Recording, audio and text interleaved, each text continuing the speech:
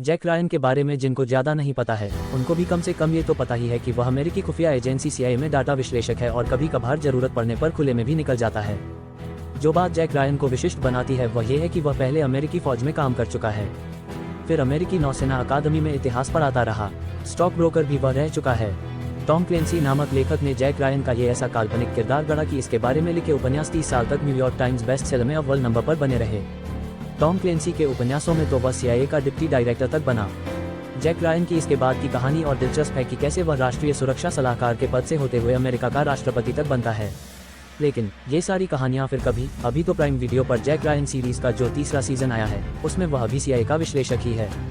बस इस बार मामला थोड़ा पेचीदा इसलिए हो चला है क्योंकि CIA खुद उसकी जान की दुश्मन बनी हुई है। जैक रायन के फैंस सब्सक्राइब जरूर करें। जैक रायन का किरदार अमेरिकी कपोल कल्पनाओं का बेहद चर्चित किरदार रहा है। उस पर बनी फिल्मों में एलेक बाल्डविन से लेकर हैरिस फोर्ड और बेन एफ्लेक तक के किरदार निभा चुके हैं। सबसे आखिरी फिल्म इस किरदार पर कोई 8 साल पहले बनी थी। वीडियो गेम्स में भी उसकी लोकप्रियता रही और वेब सीरीज के तौर पर प्राइम वीडियो पर इस किरदार को पहली बार 2018 में देखा गया।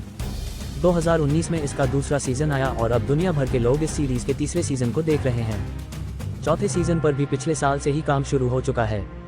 जैक रायन के तीसरे सीजन की कहानी का ताल्लुक रूस से है, उस रूस से भी जो कभी एक विशालकाय गणराज्य USSR union of Soviet socialist republics हुआ करता था, और अब उस रूस से भी जो अपने पुराने सहयोगियों के साथ ही युद्ध में सम्मिलित है।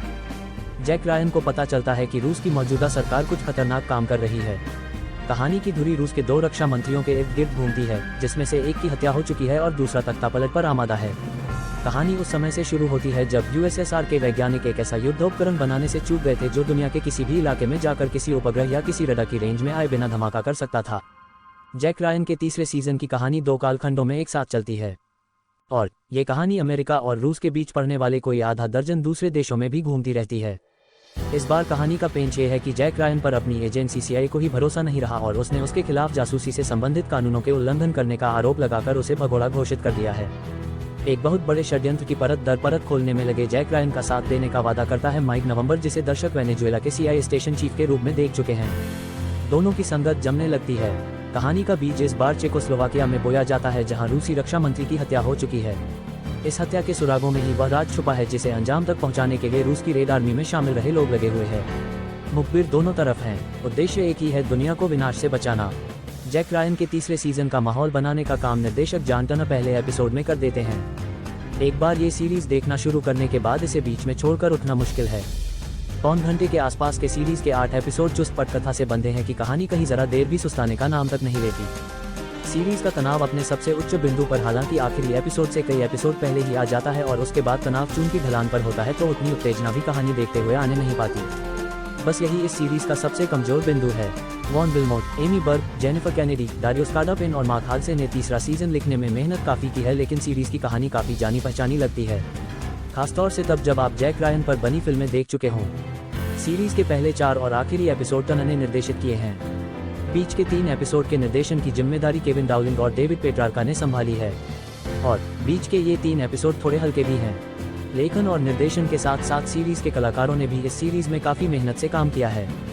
जैक रायन के किरदार में जॉन क्रेसिंस्की लगातार निखरते जा रहे हैं। सीरीज दर सीरीज न सिर्फ उनकी देहभाषा CIA के इस अतिसक्रिय एजेंट के रूप में ढलती जा रही है, बल्कि उनका आत्मविश्वास भी इस किरदार को गढ़ने में मजबूती दे रहा है।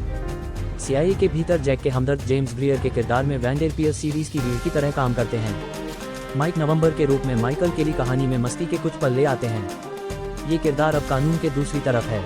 चेक राष्ट्रपति के तौर पर बेली गैब्रियल प्रभावित करती हैं। नीना हॉस और अलेक्सेई मवेलोव भी अपना काम दमदार तरीके से करते हैं। लेकिन इन कलाकारों में 2 नाम विशेष रूप से उल्लेखनीय हैं।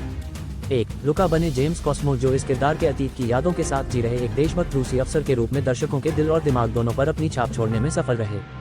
दूसरे, पेटर के किरदार में पीटर गिनीज। पीटर ने यहाँ अच्छाई और बुराई के बीच की बारीक लकीर पर चलते जाने का बेहतरीन काम किया है। वेब सीरीज जैक रायन का तीसरा सीजन अपने सिनेमेटोग्राफर जैक्वस जॉफ्रेट के कैमरे से भी बहुत मदद पाता है। दुनिया भर के नयनाभिराम स्थानों में घूमती इस कहानी को उन इलाकों के असल एहसास के साथ पेश करने में जॉफ्रेट कामयाब रहे।